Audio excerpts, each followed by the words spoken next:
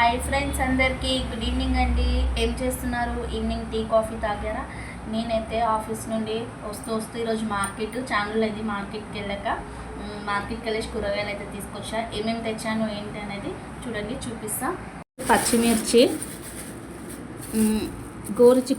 గోకరకాయ, దొండకాయ. చూడండి, దొండకాయ పావు కిలో 20 రూపాయలు అంట. ఎన్ని వచ్చినాయి? టమాటా పావు కిలో తెచ్చానండి, 40 రూపీస్ కేజీ అంట. ఇగో ఇది ఒక్కటి కొత్తిమీర 10 రూపీస్ అంట. చూడండి ఎంత ఉంది, చూడండి ఇంతంత లేదు, 10 రూపీస్ అంట.